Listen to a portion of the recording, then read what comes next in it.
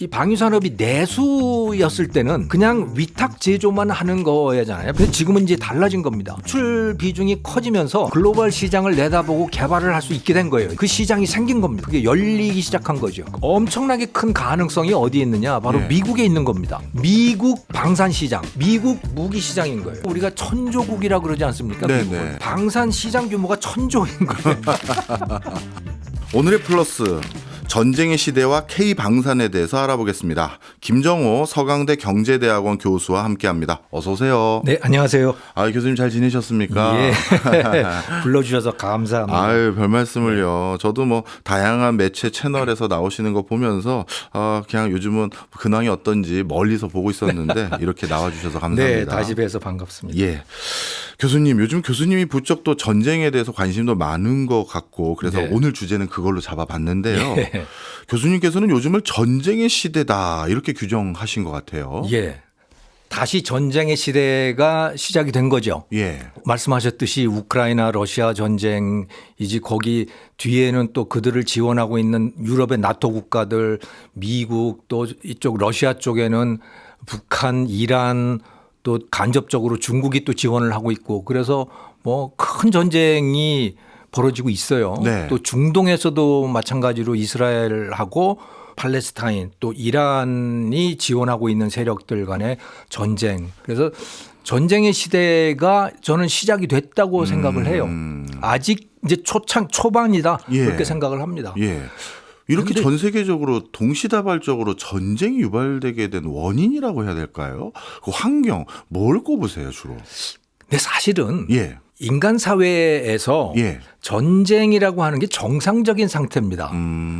네, 호모사피엔스 우리 인간은 전쟁하는 존재예요. 예, 예. 조금 만만한 상대가 있으면 예. 가서 굴복시키려고 하죠. 늘 그러죠. 인간 개인과 개인 사이에도 그런 것들이 좀 있는데 예, 예. 개인 사이에는 그래도 좀 체면도 있고 그렇게 하다가 잘못하면 경찰에 끌려가기도 하고 그러니까 그래도 자제를 하는데 국가 사이에는 그런 게 없잖아요. 그러니까 조금 만만하면 가서 굴복을 시키고 싶어 하는 거죠. 네. 근데 그냥 굴복을 하면 전쟁이 아닌데 네. 굴복을 안 하면 전쟁이 되는 겁니다. 네. 예, 그런 상태가 사실 인간 사회의 아주 자연스러운 상태였는데 예. 사실 지난 30년 동안이 아주 예외적으로 평화로웠던 겁니다. 아, 오히려. 예. 1991년부터 2020년 그 기간까지 왜냐 그 기간을 팍스 아메리카나라고 부르거든요. 예. 미국에 의한 평화예요. 아무도 미국에 덤빌 나라가 없었던 거예요. 그러니까 평화지요. 전쟁이 없는 상태가 된 거죠. 예. 그 이전에는 누가 덤볐느냐? 소련하고 미국이었잖아요. 네. 근데 소련이 완전히 붕괴가 되고 러시아가 되면서 완전히 뭐 고개를 숙였죠. 네. 그러고 나니까 평화의 시대를 누렸던 겁니다. 네. 그 시대가 우리는 경제적으로는 자유무역 시대이고 신자유주의 시대이고 예. 뭐 여러 가지 이름으로 부르지 않습니까? 근데 그게 정치적으로는 팍스 아메리카나 미국에 의한 평화. 누구도 어떤 나라도 미국에 덤빌 수 없는 시대. 그러다가 보니까 그게 평화였던 것이죠. 전쟁이 없게 된 겁니다. 네. 그런데 덤비는 나라가 생긴 거예요, 이제. 네. 그 덤비는 나라가 중국인 거죠. 예. 중국이 미국에 덤비게 됐고 중국이 본격적으로 군비 증강을 하게 됐고 이게 제조업 분야에서는 뭐 정말 막강한 경제력을 가지게 됐고 그걸 기반으로 해서 이제 무기 생산하고 군대도 엄청나게 양성하고 그리고 또 거의 공개적으로 타이완을 네. 접수하겠다. 타이완을 통일하겠다라고 하는 말을 거의 공개적으로 내세우고 있고 또 그와 더불어서 남중국해 예. 그 바로 밑에이죠. 예. 그 남중국해를 둘러싸고 있는 나라들이 굉장히 많은데 베트남, 필리핀, 말레이시아 뭐 굉장히 거기 나라들이 많잖아요.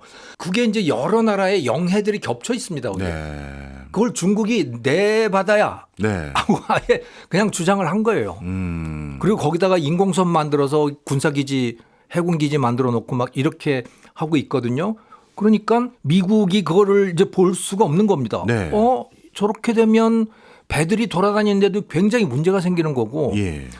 중국이 타이완을 점령을 해서 거기다가 해군 기지를 만들어 놓게 되면 미국의 입장에서는 태평양이 위험해지게 되는 거죠. 그러니까 미국의 입장에서 서태평양. 예. 그러니까 우리나라나 일본의 입장에서 보면 밑에 보이는 태평양. 예. 여기가 중국 손에 들어가게 되는 거고 그렇게 되면 세계 판도가 좀 완전히 달라지게 되지 않습니까? 그렇죠. 그러면 일본, 대한민국 또 호주, 뉴질랜드 이런 나라들도 이거 어느 편이 될지 알 수가 없는 상황이 되는 거예요. 그러니까 미국으로서는 이걸 두고 볼 수 없는 거죠. 예. 그래서 이 동아시아에다가 군사력을 집중할 수밖에 없는 상황이 됐습니다. 네. 미국이. 네. 근데 사실은 팍스 아메리카나 미국에 의한 평화라고 하는 거는 그 미군 기지를 놓고 보면요. 전 세계에 미군 기지가 다 있었던 겁니다. 네, 그렇죠. 네. 그러니까 온 세상에 다 미군 기지가 깔려 있었던 거예요. 그런데 그렇게 펼쳐놓을 수가 없게 된 겁니다. 지금은. 왜? 이 중국이 너무 세졌기 때문에 이 서태평양을 막아야 되는 거예요. 예. 그 여기로 집중을 할 수밖에 없고 그런데 미국 국력이 예전만 못하고 그러다가 보니까 이제 새로운 그 군사력을 이쪽에다가 만들어서 배치할 수는 없는 거고 예. 기존의 것을 옮길 수밖에 없는 거죠. 기존의 것을 옮기는 과정 중에 하나가 아프가니스탄에서 철수하는 거고 네. 중동에서 이스라엘을 막 부추겨 가지고 야 평화 거기 평화 협상 좀 해라 사우디하고 해가지고 거기 전쟁하지 말고 예. 우리가 좀 빠질게 이러는 현상이기도 하고요. 그래서 미군들이 빠져나간 거예요. 예. 그런데 그거를 푸틴이 가만히 보니까 예.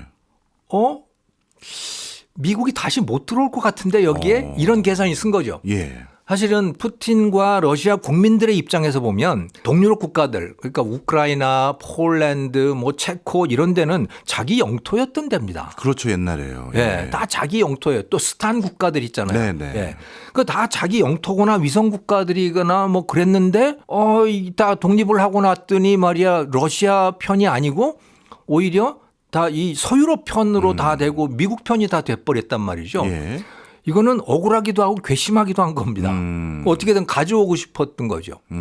그래서 2014년에 우크라이나의 동부의 저 돈바스, 도네츠크 뭐 이런데 또 크림반도 이런 데를 점령을 했잖아요. 네. 그냥. 근데 거기서 딱 멈췄거든요. 그거는 일종의 내란 형태를 취했던 겁니다. 거기 살고 있는 사람들이 러시아 쪽으로 오고 싶어 하잖아 라고 하는 네. 그걸 빌미로 해서 거기를 점령을 했는데 그래도 여전히 우크라이나 전역을 다 가지고 싶은 거죠. 그거를 이 러시아 땅으로 하고 싶은 거죠. 그래서 네. 위성 정권 두고 이렇게 하고 싶은데 근데 미국이나 이 나토 국가들 때문에 눈치가 보여서 잘 못하고 있었는데 미국이 빠져나간단 말이에요. 아프가니스탄에서도 아주 거의 망신살 뻗칠 정도로 그렇게 그냥 갑작스럽게 빠져나갔잖아요. 예, 미국은. 맞아요. 네. 그러니 가만히 보아하니 못 들어올 것 같거든요. 예. 여기를. 그러면 전격 작전을 펼쳐보자 해서 사실 우크라이나를 전격 침략을 했을 때 키우 그 수도를 쳐들어갔을 때 짧게는 2, 3일 예. 길어봐야 한 2, 3주면 다 끝날 거라고 생각을 한 겁니다. 예. 근데 전혀 뜻밖의 아무튼 이 우크라이나 사람들이 정말 결상전. 결사항전을 정말 네. 잘한 거고 그렇게 되다가 보니까 서방 국가들도 여기를 지원하게 된 거고 그러면서 예. 지금 뭐 2년 반이나 지금 전쟁이 이렇게 오게 된 거죠. 그러니까 이 군사력 공백이 생긴 거예요. 군사력 공백이 생기고 그러다가 보니까 과거의 영토를 다시 되찾고자 하는 세력들 네. 그들의 입장에서 보면 이제 그 동네가 만만해 보이기 시작한 거죠. 그래서 쳐들어간 거죠. 네. 그런데 거기서는 이제 항복하지 않고 우크라이나 같은 데는 항복하지 않고 그냥 버티고 있는 거고요. 네. 그 뭐 중동에서도 거의 비슷한 상황이라고 볼 수 있죠. 미국의 공백이라고 하는 게 무력 충돌을 유발을 했다. 네, 그 공백을 틈타서 뭔가 뜻을 이루고자 하는 무장 세력들이 있는 거죠. 네. 결론적으로 보면 중국이 강해지면서 예. 또 미국의 힘이 예전만 못해지면서 그러면서 중국이 미국의 패권을 넘보게 되는 거고 예. 그 중국을 미국이 감당하기가 버거운 거고 지금. 네. 그러면서 세계 곳곳에서 공백들이 생겨나면서 전쟁이 터진다. 저는 이렇게 해석을 하고 있습니다. 아, 진짜 교수님 말씀 듣고 보니까 지금 동시다발적으로 전개되는 여러 가지 흐름들을 네. 어떤 키워드로 이해해야 되는지 확 와닿네요. 힘의 공백이 자연스럽게 생겼고 그것에 대한 재편에서 일어나고 있는 진통들이었던 것이 지금의 형국이었군요. 자, 그렇다면요. 이런 해석은 어떨까요? 다른 지역은 미국이 어떻게 보면 관리하고 있었던 곳에서 미국이 빠지니까 그러면 내가 거기에서 대장 노릇 좀 해야겠다라고 하면서 분쟁 아닌 분쟁들이 일어나고 있는데 네. 미국이 힘을 결집시키고 있는 이 남중국해와 타이완 인근 지역. 예. 그러면 이곳도 요즘은 긴장감이 높아지고 있다고 했는데 반대로 미국이 힘을 결집시켰으니 여기는 오히려 전쟁 가능성이 좀 낮아졌다 이렇게 봐야 될까요? 아니면 전쟁 가능성이 높아졌기 때문에 힘을 결집시킨 건가요? 미국이 여기에 힘을 결집시키지 않았으면 예. 아마 중국이 타이완 접수했을 거예요. 벌써. 예, 접수했을 거예요. 왜냐하면 타이완은 무슨 힘이 있습니까? 예. 중국하고 비교해 보면 전쟁하면 상대가 안 되는 그건 데죠. 그렇죠. 예. 그런데 미국이 그 오키나와에 있는 미군 기지라든가 또 한국에 있는 미군 기지라든가 이런 미군들이 상당히 많잖아요. 괌에도 그렇고. 그리고 미국이 내놓고 이야기를 하는 게 뭐 중국 영토라고 하는 거는 인정해. 하지만 무력 점령은 안 돼. 이런 입장이거든요. 미국은. 그런데 어쨌든 간에 무력 점령하면 내가 뒤에서 받치고 있어. 그러니까 개입하겠다는 입장을 분명히 하고 있는 거예요. 미국이. 예. 그러니까 중국의 입장에서는 타이완 점령이라고 하는 것이 미국과의 전쟁이 되는 것이니 그거는 굉장히 부담스럽죠. 그렇네요. 미국과의 전쟁은. 네. 그래서 이미 점령했을 수도 있는 타이완이 아직도 지금 살아있는 거다. 그렇게 이해를 해야 될 것 같고요. 예. 그러면 전쟁을 안 날 것인가? 저는 그렇게 끝날리라고 생각지 않아요. 왜냐하면 중국이 포기하고 싶은 생각이 전혀 없습니다. 중국이 만약에 타이완을 포기를 한다면 그거는 시진핑 주석이나 중국 공산당의 정당성에 문제가 생기는 거예요. 예. 그들이 중국 인민들 자유를 속박하고 있는 그 명분이 뭐냐. 네. 그거는 잘 먹고 잘 살게 해줄게라고 하는 게 첫째고 예. 둘째는 잃었던 과거 청나라 때의 영토를 다 회복하겠다는 겁니다. 그래서 저 신장, 위구르, 티벳, 뭐 또 마카오, 홍콩 이런 건 다 회복을 했잖아요. 예. 수복을 했지 않습니까? 예. 이제 남은 데가 타이완, 남중국해 그리고 블라디보스톡이 있는 연해주 이런 데예요. 지금 과제는 타이완과 남중국해인 겁니다. 근데 남중국해도 거의 접수를 했죠. 만약에 미국이 들어가서 뭔가 시비를 본격적으로 걸기 시작하면 전쟁일 수밖에 없는 거죠. 지금 시비는 중국하고 필리핀 사이에 네. 뭐 배가 충돌한다든가 또는 물대포를 쏜다든가 이 정도인데 미국이 본격적으로 들어가서 거기에 개입을 하게 되면 진짜 전쟁이 될 거예요. 네. 이쪽 지역도 사실 일촉즉발의 그 긴장감이 계속 있군요. 예, 그렇죠. 남중국해 그다음에 타이완. 예. 타이완 절대로 포기 못해요. 중국은. 저는 사실 교수님하고 대화 나누기 전에 블라디보스토크 근처 연해주 옛날에 예. 간토지방이라고 불렀던 그쪽 지역까지도 관심을 두는지는 몰랐습니다. 지금 사실은 예. 그게 러시아 영토이고 예. 중국이 러시아와 친하게 지내야만 하는 상황이기 때문에 미국 예. 때문에 그렇기 때문에 러시아와 다투지 않고 있는 거지 예. 최종적인 수복 대상 영토는 그 연해주인 거죠. 그게 다 청나라 때 딱 그 중국 영토였잖아요. 네, 그렇죠. 예. 그런데 러시아가 쭉 동진을 해오면서 청나라의 입장에서는 다시 말해서 한족이나 또는 여진족 입장에서는 아주 치욕적으로 영토를 뺏긴 겁니다. 네. 그거 다 회복해야 되는 거죠. 그렇군요. 네. 바로 그런 여러 가지 긴장 관계가 높아져서 그런지 모르겠습니다만 요즘 각 나라들이 관심을 보이는 대표적인 분야가 군비 증강인 것 같아요. 예. 요즘 다들 군비 증강에 얼마나 신경을 쓰고 있나요? 뭐 엄청나죠. 네. 엄청나죠. 예를 들어서 대한민국이 폴란드에다가 그 무기 수출을 굉장히 많이 했는데 네. 왜 생뚱맞게 사실은 폴란드 입장에서는 대한민국은 생뚱맞은 나라입니다. 그렇죠. 아니 저 멀리 유럽에 그 많은 나라들 두고 네. 그 멀리 가서 거기 가서 무기를 가져오냐? 그래서 폴란드 내 그 언론들도 굉장히 뭔가 비판이 많았어요. 그럼 뭐 하는 짓이냐? 그런데 그럴 수밖에 없는 게요. 예. 무기 수요가 너무 폭발적으로 증가하는 거예요. 예. 나토 안에서. 예. 그러니까 지금 그 유럽 국가 안에도 보면 독일의 라인메탈이라든가 또 프랑스의 탈레스라든가 영국의 BAE 시스템스라든가 이런 아주 기라성 같은 방산업체들이 있다고요. 예. 그 업체들이 무기 생산을 풀 가동을 하고 있어요. 라인을 풀 가동하는데 충당을 대지를 못 하는 거예요. 그 수요를 감당을 못 하는 겁니다. 예. 그러니까 폴란드가 가서 우리한테 좀 그 탱크 좀 팔어 했더니 뭐 한 5년쯤 기다려야겠는데 이런 식인 거예요. 그만큼 무기 수요가 폭발적으로 늘어나고 있는 겁니다. 네. 왜 늘어나느냐? 러시아, 중국 이것 때문에 늘어나고 있는 거죠. 언제 나한테 올지 모르겠다라고 네. 하는 거예요. 예. 우크라이나가 만약에 러시아 손에 넘어가고 나면 그다음엔 누구냐? 그다음 폴란드예요. 바로 위에 있으니까요. 네, 바로 폴란드예요. 폴란드는 거의 뭐 포위되다시피 하는 거예요. 왜 벨라루스는 네. 러시아 편이고 그렇게 되니까 그러니까 폴란드가 어떻게 했냐면 자기가 갖고 있던 과거 소련제 무기들 있잖아요. 네. 그거 대거 우크라이나한테 지원을 해줬습니다. 예. 그럼 빌 거 아니에요, 변기창이. 예. 그것을 이제 이 미국 표준 또 나토 표준의 무기로 서방 무기로 채우고자 한 거예요. 그런데 독일도 영국도 미국도 그걸 채워줄 수가 없는 거예요. 네. 생산을 못하기 때문에 예. 라인이 너무나 쪼그라들었거든요. 예. 예. 그래서 찾다가 보니까 한국인 거예요.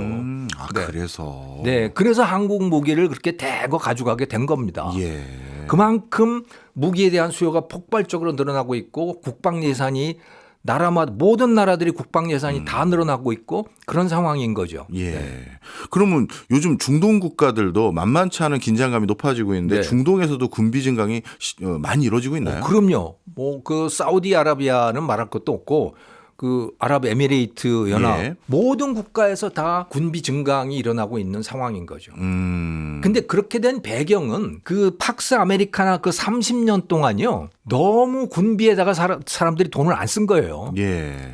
그 국방 예산을 다 줄여가지고 그 돈으로 뭐 교육 예산 쓰고 의료 예산 쓰고 뭐 이렇게 한 거죠. 복지 네, 예산으로 네. 썼죠. 그러다가 보니까 이 방위산업 무기 공장들이 다 극도로 축소가 돼서 다시 생산을 하려고 하니까 생산 라인도 없으려니와 설령 라인을 늘린다고 하더라도 제일 문제는 사람이 없는 겁니다. 네. 그걸 할 수 있는 숙련된 기능공들, 무기를 설계할 수 있는 또 엔지니어들 이런 사람들이 다 은퇴하고 새로 양성은 되지 않고 예. 그런 상황인 거죠. 그렇군요. 네.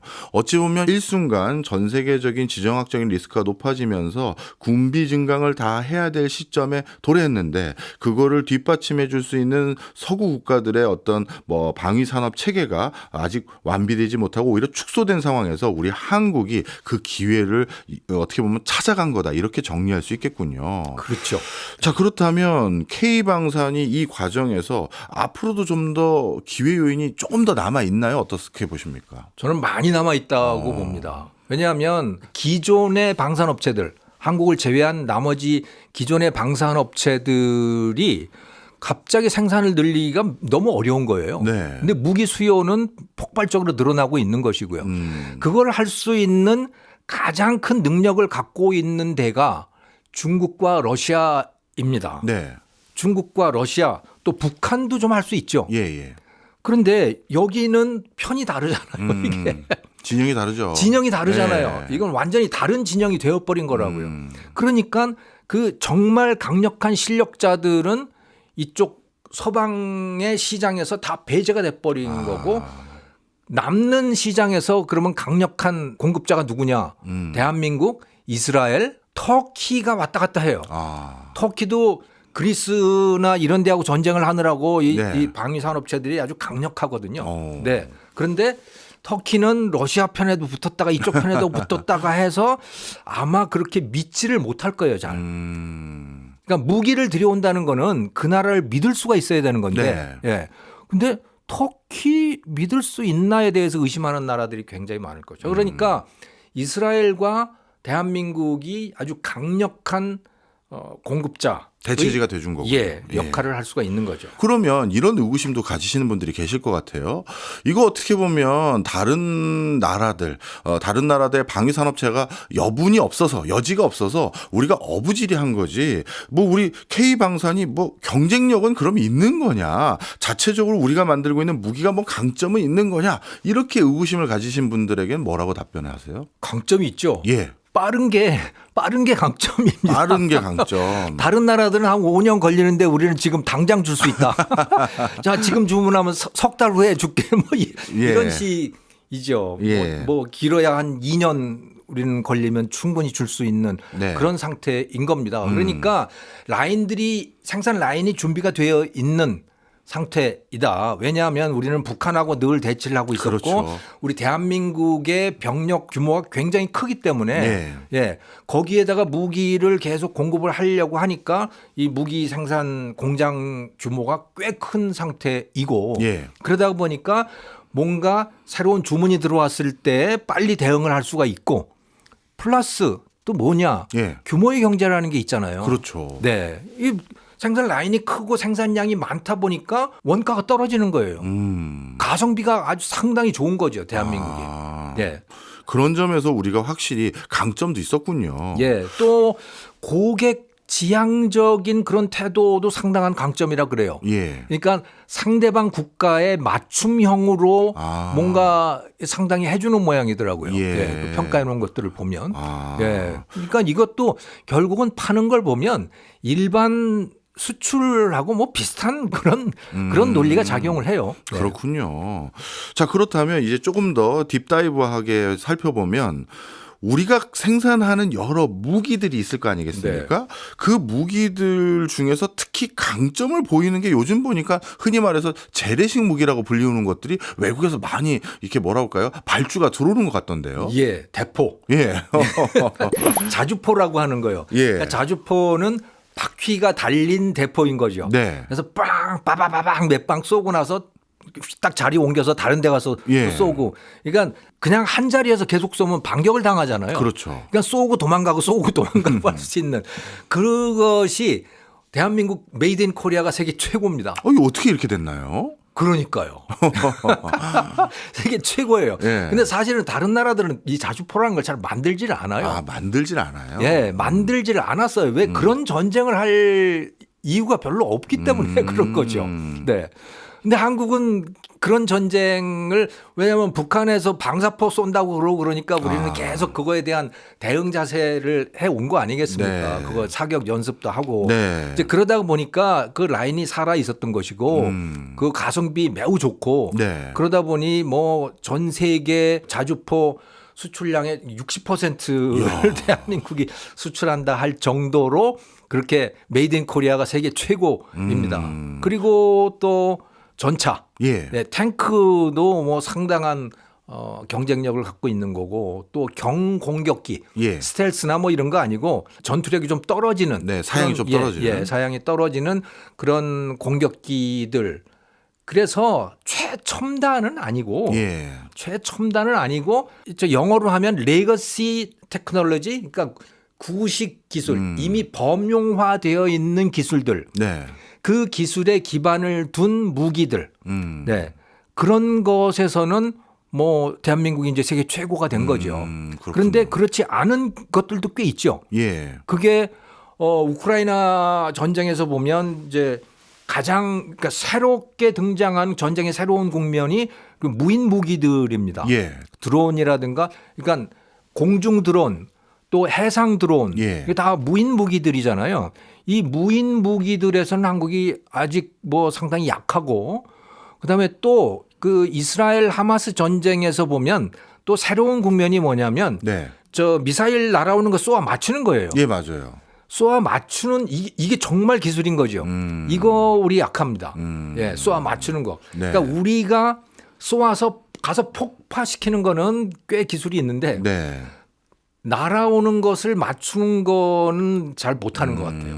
네, 그거는 그렇기 때문에 뭐 패트리엇 사드 같은 거를 미국 거를 갖다가 여기다 설치를 하고 하는 예. 이유가 그게 다 방어 시스템이잖아요. 네네. 네, 우리가 그걸 못하는 거죠.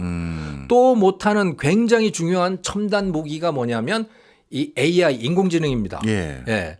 이게 이스라엘 하마스 전쟁에서 보면 아주 두드러진 활약을 하고 있는데 어떤 거냐면 예.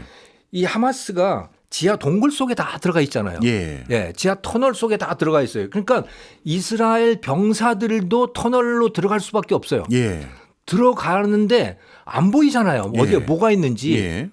그런데 여기에 통신 시스템 또 의사결정 시스템이 아주 밀접히 관련돼 있는 겁니다.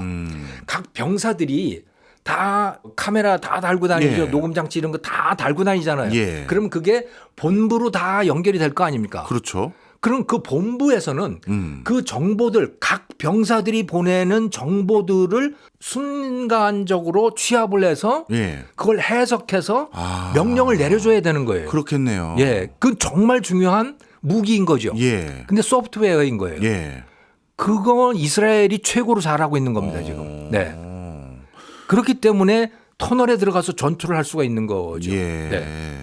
그러면 우리나라가 지금 어떻게 보면 약한 부분이라고 말씀 주셨던 무인화 기기라든가 방어용 기기라든가 인공지능 등등 이런 것들도 우리도 이제 슬슬 준비를 해야 될 것 같은데 우리가 이건 아예 못하는 겁니까? 아니면 지금 하고 있는 건가요? 우리가 어떻게 받아들여야 돼요?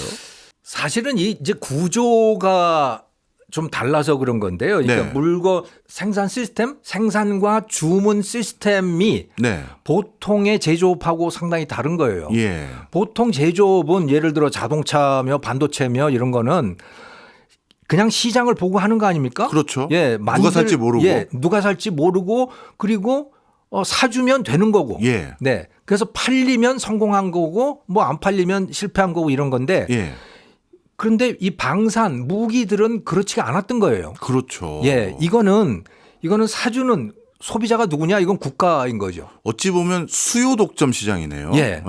국가만이 이걸 사줄 수 있는 거예요. 그렇네요. 그러니까 그리고 마음대로 무기를 생산할 수도 없어요. 그렇네요. 일반 기업이. 네. 그러니까 어떻게 생산을 했느냐? 국방과학기술연구소라고 하는 데서 쫙 뭐 다른 나라 것들 다 벤치마킹하고 여기서 자체 개발도 하고 그래서 네. 설계도를 만들면 네. 그걸 가지고 방산업체에다가 이렇게 해줘.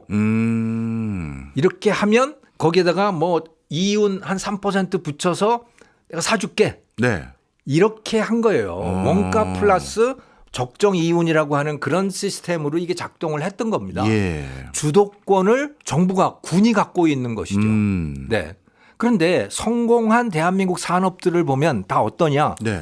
기업들이 사활을 걸고 도전했던 것들이 많아요. 예. 반도체, 현대차가 미국 시장에서 성공하는 과정 이런 네. 것들 보면 그야말로 기업의 존망을 걸고 베팅을 해서 성공한 결과들인 겁니다. 예. 방사는 그렇게 할 수 없었던 거예요.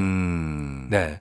자기 자체적으로 개발을 할 수 없고 정부가 해줘야만 따라갈 수가 있는 거고 그런 거죠. 그리고 이 드론 같은 것은 기술적으로 보면 그다지 뭐 대단한 첨단 기술도 아닌데 네. 예. 중국도 그냥 만들고 뭐 예전부터 만들고 우크라이나에서 보면은 그냥 그 민간 벤처 기업들 네. 그냥 몇 명 모여가지고 뚝딱뚝딱 드론 만들고 그렇게 하고 있거든요. 그렇더라고요. 예. 그게 뭐 대단한 기술도 아닌 거예요. 예. 근데 우리나라는 그 드론이 발전을 하지 못했어요. 예. 여러 가지 이유가 있는데 하나는 이게 중소기업 업종이라고 하는 거였고 대기업이 못 들어갔어요.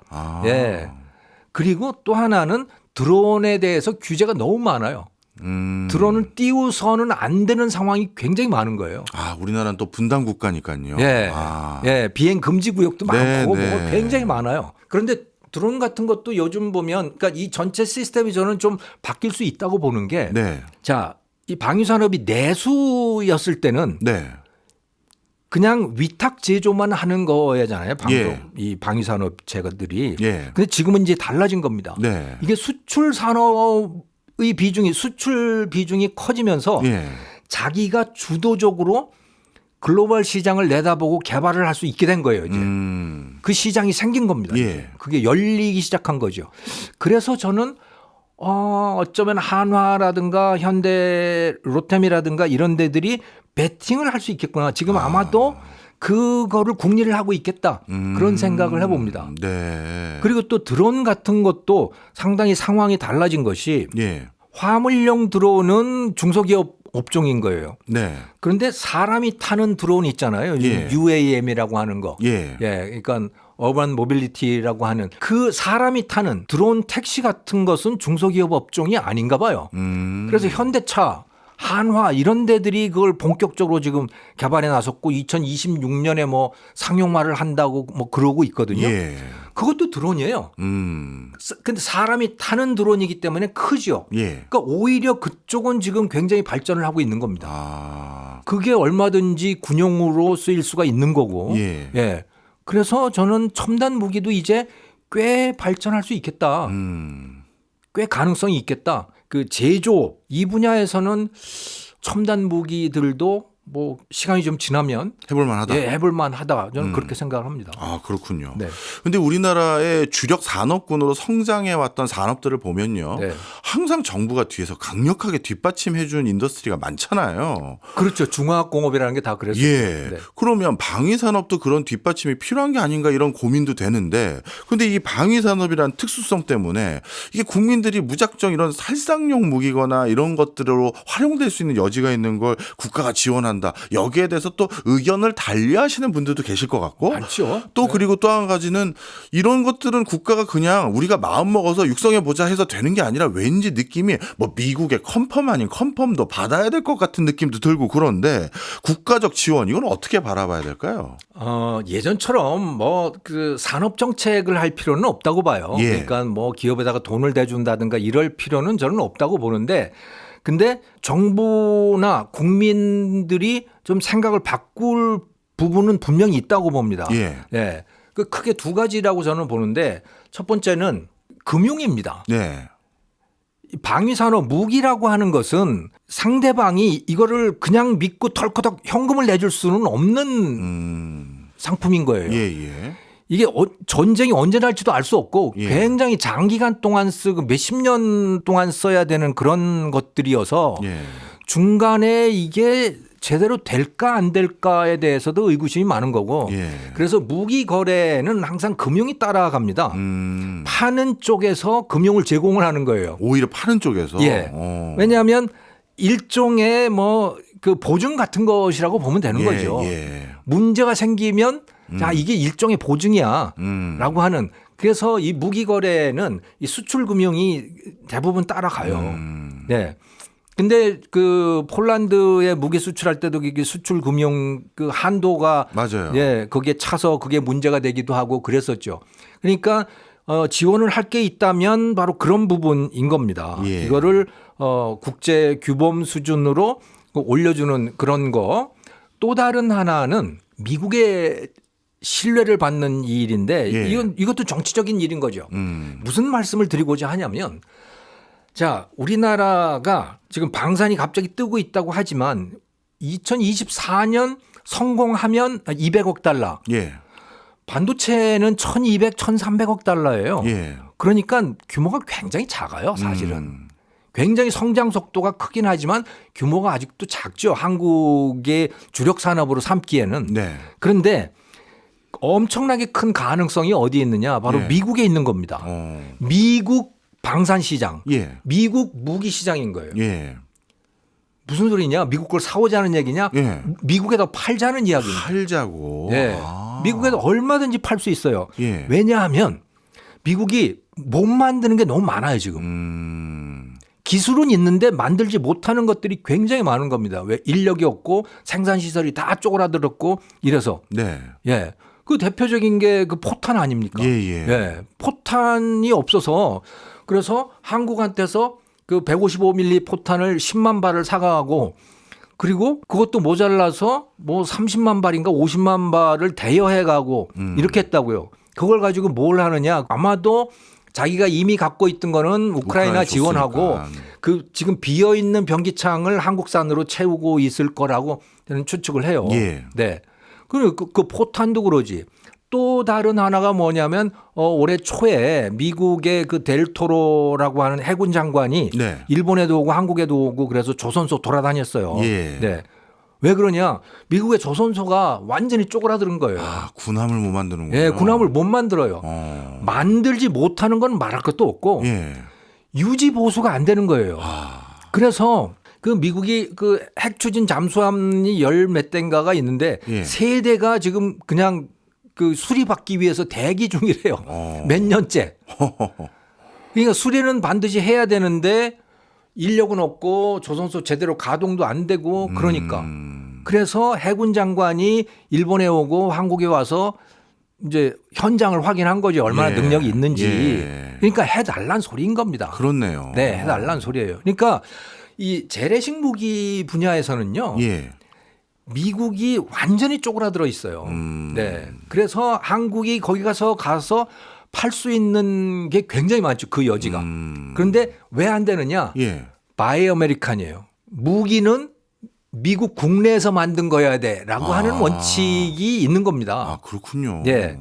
그래서 그거에 예외를 인정해 주는 나라가 이제 상호 조달 협정 뭐 이런 걸 해가지고 이 방산 분야에서도 자유무역 협정 같은 게 있거든요. 예. 그거를 체결한 국가들이 주로 서유럽 국가들이에요.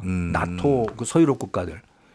근데 우리나라는 그거 아니에요. 네. 네, 일본도 아직 그 협정이 안 돼 있어요. 아, 그렇군요. 그러니까 이거를 체결을 하게 되면 메이드 인 코리아 무기들이 미국 시장으로 상당히 들어갈 수가 있죠.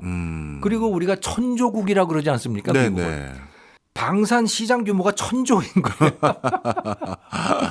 네. 정말 그렇게 된다면 방산도 우리나라의 주력 산업이 될 수 있죠. 아, 그런 또 우리의 기회 요인들이 또 있었군요. 예. 자, 자연스럽게 이제 또 북한 얘기를 안 여쭤볼 수가 없어요. 위에서도 뭔가 뚝딱뚝딱해서 뭔가 경쟁력 있고 위협적인 무기들도 있어 보이고 그런데 이 북한도 그런 뭐 남한과의 긴장 관계 때문에 많은 것들을 준비를 해왔는지 지금 북한이 뭐 세기의 병기창 같은 게 돼가는 것 같은 분위기인데 예. 실제 북한 상황은 어떤 걸로 짐작하세요? 계속 이야기 나오는 것은 러시아가 북한제 무기를 쓰고 있다. 북한 미사일을 쓰고 있고 북한 포탄을 쓰고 있다라고 하는 이야기들이 계속 나오거든요. 예. 근데 당사자들은 부인해요. 예. 북한도 그렇고 러시아도 그렇고 난 그런 적 없어 하는데 예. 하는데 그 전장에서 나오는 잔해들을 보면 이제 네. 북한제들이 있는 거예요. 네. 근데 사실은 그러면 그 북한에서 만든 무기들이 다 소련 기술을 가지고 만든 거잖아요. 예. 옛날에 소련 원조를 받아서 다 만들어 놓은 것들인데 러시아가 왜 북한에다가 손을 내밀까?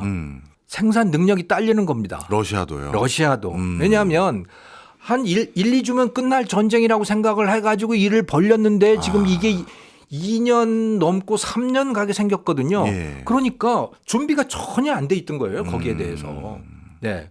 그러니까 가지고 자기들이 비축해 놓은 무기들은 지금 다 쓰고 다 이제 없는 거죠. 창고가 빈 거죠. 네. 그걸 누가 채워주냐? 그러면 그걸 중국이 채워줬으면 좋겠는데 중국은 직접 무기 제공은 안 해요. 미국 눈치를 좀 보는 거죠. 예. 네. 내가 그 우크라이나 전쟁에 나는 관여 안 해. 라고 하는 거예요. 다만 러시아와 그냥 뭐 평화적인 거래는 계속 할 거야. 네. 이런 입장이거든요. 그래서 러시아가 뭐 반도체라든가 이런 것들을 중국에서부터 수입을 해서 그걸 가지고 자기들 무기를 생산을 하고 있습니다만은 모자라는 거예요. 특히 포탄이나 뭐 이런 것들은 많이 모자라는 거죠. 네. 그런 재래식 무기를 북한이 많이 가지고 있는 거고 네. 그거를 러시아에 넘겼다. 네. 그 증거는 그 수없이 러시아로 건너가고 있는 컨테이너 차량들, 네. 예, 컨테이너 열차들을 보면 그게 다 무기 아니면 뭐겠냐. 그렇겠죠. 예. 그리고 아마도 러시아는 거기에다가 식량이라든가 뭐 이런 것들을 채워서 돌려주고 있을 것이다. 라고 추측들을 하고 있는 것이고 예. 그리고 전장터에서 나온 그 잔해들, 무기의 잔해들을 보면 북한이라고 하는 증거들이 나오고 있고. 네, 그런 상황입니다. 네. 참 아이러니하게도 지금 전 세계적인 이 변화 속에서 남한과 북한이 모두 각각의 진영의 변기창고 역할을 하고 있는 꼴이 돼버렸어요. 그렇게 됐죠. 예. 네. 그러면 북한도 지금 소련이 뭐 생산 좀 해달라는데 야 라인 좀 더 늘리고 더 생산 좀 해봐. 남한도 그렇고. 그럼 그러다가 네. 이 국면이 어느 정도 소강 상태로 접어들게 돼서 남한도 북한도 방산과 관련된 의존도가 약간 높아진 상태에서 이 과잉 공급을 혹시나 해결하려고 우리들끼리의 긴장 관계가 더 높아지면 어떨까 이런 걱정도 되는데요. 글쎄요. 그거는 뭐 정말 알 수 없는 거죠. 전쟁이 터질까 안 터질까는 알 수 없지만 네. 하지만 이런 사태에 제일 밑바닥에 깔려 있는 거 가장 큰 원동력은 미국과 중국의 대립인 거예요. 그리고 중국이 과거의 영토를 되찾고 싶어 하는 거고 네. 또 러시아도 과거에 자기들 영토를 되찾고 싶어 하는 것이고 네. 그런 우크라이나 전쟁도 그런 과정이고 타이완에서의 긴장도 다 그런 과정들이거든요. 근데 미국은 그걸 용납할 수 없는 거고. 예. 네. 자, 그러면 어느 한쪽이라도 포기할 건가 그거를? 안 할 것 같은데. 안 해요. 네. 포기 안 합니다. 네. 다만 그게 정말 전쟁으로 갔지 정말 미국과 중국 간의 전쟁이 과연 터질지 그거는 어떻게 될지 모르겠지만 둘 다 포기는 안 한다. 예. 러시아도 포기 안 한다는 네. 거예요. 네. 포기하는 순간 정당성이 사라져요. 네. 그거는 권력을 잃는 거예요. 네. 어느 쪽도 그래서 포기할 생각이 없습니다. 그러니까 전쟁이 언제 날지 모르지만 네. 이런 긴장 국면 서로 군비 증강을 하는 이런 상황은 세계대전이 터져서 어느 쪽 한쪽이 완전히 무릎을 꿇기 전까지는 예. 계속한다고 봐요. 네. 과거의 예도 그렇잖아요. 네네. 영국이 강했을 때 세계 평화가 있었는데 잠시 팍스 브리타니카라고 네. 하는 거. 독일이 힘세지니까 덤볐잖아요. 그렇죠. 그래서 1차 대전이 터졌어요. 예. 거기서 독일이 졌는데 독일이 자기가 지지 않았다고 생각했어요. 그래서 다시 일어났어요. 예. 그래서 2차 대전이 터졌어요. 예. 그리고 2차 대전에서 미국과 소련 연합군이 완벽하게 이겼어요. 예. 그러니까 상대방이 완전히 무릎을 꿇은 거죠. 독일도 일본도. 그러면서 평화가 온 거거든요. 예. 그런데 소련이 다시 들고 일어나서 미국과 부딪혔어요. 그게 냉전이죠. 지금은 중국이 다시 일어나서 부딪히고 있는 거예요. 어느 한쪽이 완전히 무릎을 꿇기 전까지는 대치 국면 또는 전쟁 이거는 계속할 수밖에 없다 저는 봅니다. 알겠습니다. 이런 여러 가지 긴장 관계가 뭐 이게 좋은 건지 아닌 건지 모르겠습니다만 우리나라의 산업 중에 하나인 방산 산업에는 또 기회가 되고 있는 것도 분명한 사실인 것 같네요. 오늘 복잡한 내용들 그리고 우리나라 K방산엔 그런 것들이 어떤 영향을 미치고 있는지 오늘 많이 배웠고요. 지금까지 김정호 서강대 경제대학원 교수님이었습니다. 고맙습니다. 네, 감사합니다.